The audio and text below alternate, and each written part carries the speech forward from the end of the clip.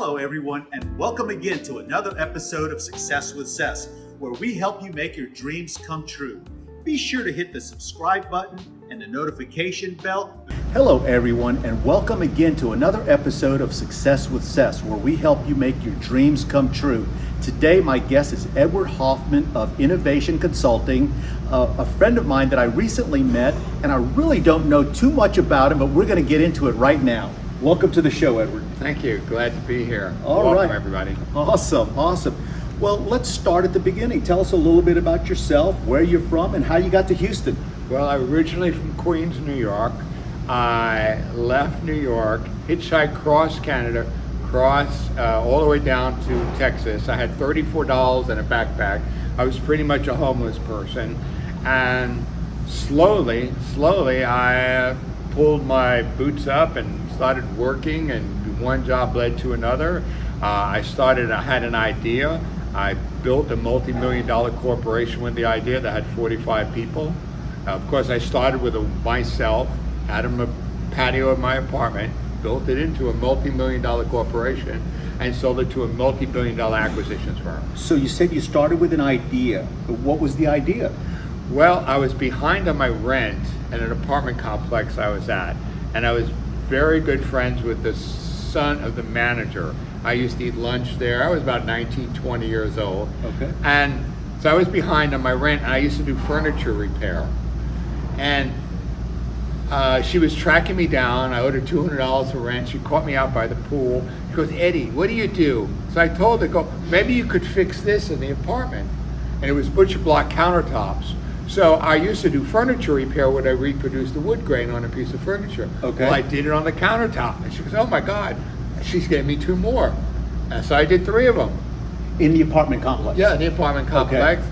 And she said, "How much you want to charge me?" I said, "I don't know." She goes, "You don't have to worry about the rent."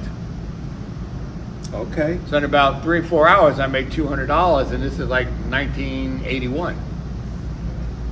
And then, she told her girlfriend, and I went through different growth pains and trying to hire the right people. I went from hiring artists would never get done to I started hiring guys who would do airbrush work on cars. Okay.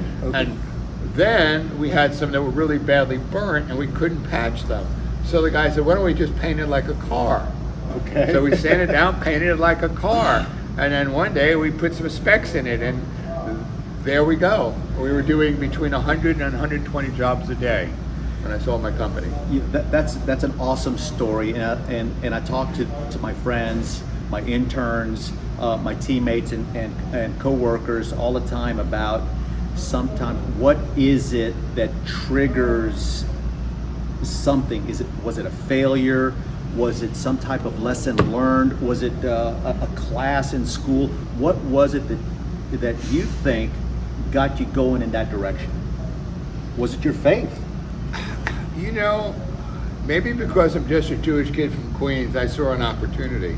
Okay. I had a very challenging childhood. I think most of us have our own cross to bear.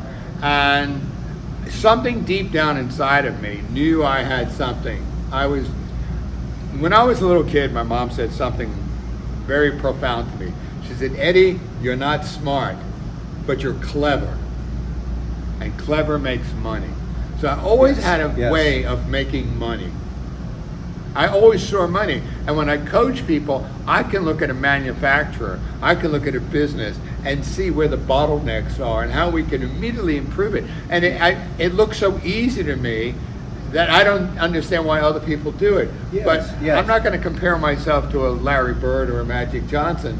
But when you see these guys do this pass like this, they make it look so easy. Yes. But when they try to coach, they can't, because they see the field differently than everybody else. Exactly. So as an owner and a coach, I can see opportunity in a business that the people never notice. Right. Folks, I've got Edward Hoffman on the show today with Innovation Consulting. So, Edward, tell us a little bit about the evolution of going from working for your apartment rent to selling to multi-million-dollar companies, and how all that transpired. It was just a bunch of baby steps, and I don't know, it just seemed, I did work with coaches and mentors, one of the things I've noticed about most people is even when I wasn't officially a coach and I had my business, I'd give my card to someone and go, hey, if you want to meet me for a cup of coffee and we'll talk. And most people didn't. And one of the major mentors I had, I'll call him Don T, and I met this guy and we were eating. He comes out looking Joel Austin. This guy was so groomed, had the clear nail polish, the perfect hair, the perfect tan, very expensive suit. And he shook my hand like Bill Clinton, with the double handshake. He goes, give me a call sometime. Next day I called him. And he really would have me in his board meetings and this and that. And I also paid for coaches. And I've also trained and coached martial arts. I trained a junior world champion. But I also was trained by world champions. So I've always been smart enough to know I'm not that smart by finding other great mentors, maybe in archery, maybe in sports, might be in business. Whatever I want to do, I always seek the highest level that I can afford. Or even, most people don't realize how many people are willing to help you, because don't think the greats didn't get free coaching from someone else that got free coaching from someone else. Yes. There's a long line of free coaching. It's one of the things that I say. Mentorship would be the better word. Well, one of the things that I say to folks is, the mind is like a parachute.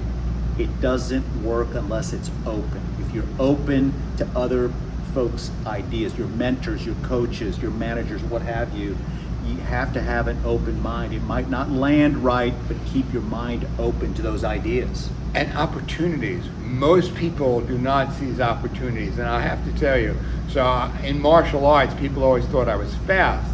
I never thought I was fast, but I saw the opening faster than other people. So I was able to execute faster because I saw the opening.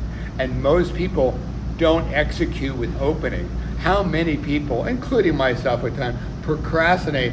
Oh, I should have called that girl. Oh, I should have walked up to that guy and gotten his phone number for business.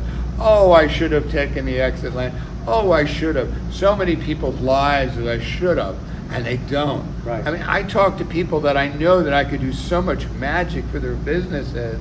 And maybe after December, or maybe when I start making more money, or maybe, and that's their lives. And then it never happens. Right. It never happens.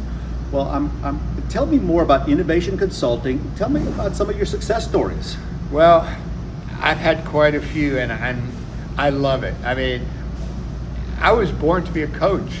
I've been told, at one time I thought I was, as a business, when I owned my business, the mentor I had at the time said, Ed, you're an amazing coach, trainer. I go, why? He said, because you break things into small details.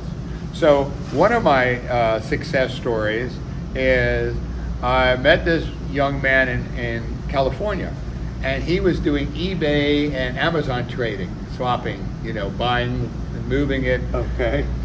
So I say, why don't we open up a sweatshop in the back of your house where we put these college kids in? We put 6th-grade college kids in there, and they were doing it. Well, we made our first $1 million doing it. Made him a millionaire in 1 year. Then swapping on eBay and right, but we had a Amazon. Team. Yeah, okay. We went from one man to a team. We had a whole You scaled the business. Scale the business up. So then we had all these kids, college kids, doing this, in a little square. And then from that, we started an e-commerce company for florists, because his dad's a florist. And I spent some time in Latin America. I've also owned nightclubs, shopping centers, and restaurants in Bogota, Colombia, and do land development and dairy farming in Costa Rica. So I have a pretty broad range of thought. And then we started e-commercing the floral business through Colombian people I know. Now, like this week, we just closed on buying a brand that sold. We're an approved vendor in Amazon. The deal has not totally, but we wrote them a check it's a multi-million-dollar deal. Oh. So we went from doing trading to that, and see, that's what exit strategy is about, which is my strength. Okay. Exit strategy, it's about putting your company together so that you have more time. How not to be the most important person in your company. And it usually starts with baby steps. And I call it my McDonald's theory, where I can have a pimple-faced kid in New York, a pimple-faced kid in California, and they can produce the same product.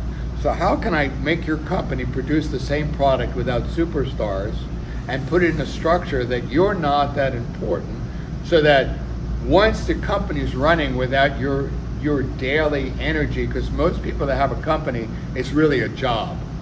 But I think about how can we make the company grow without you being the most important person there, which then gives you time to do other things.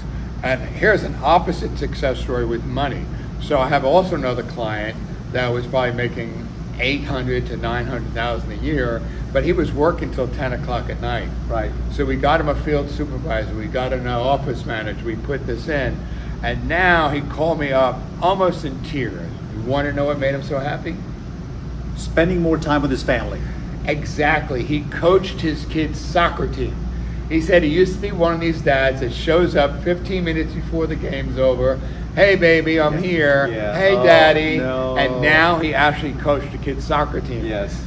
But also, we just started a multi-million-dollar pickleball facility. Yes. So that gives you an example how one man was a one-man company, how he developed it. Now, not everybody makes that kind of money, but if you are always doing everything, you can never expand into a pickleball or soccer coach, Right. or from what I did with this one client in California, we went from eBay to for an internet, providing florist company, Right. to now we're buying a manufacturer of Yes. an inexpensive perfume line, cosmetic line. Well, it's a very interesting story, Edward. I'm just amazed, and I've met you twice now, and your stories are amazing. That what you provide, it can do wonders for one's business. So if you want to get a hold of Edward with Innovation Consulting, how do the folks do it? Innovating with Ed at gmail.com. Look me up. I'm also on LinkedIn under Ed Hoffman.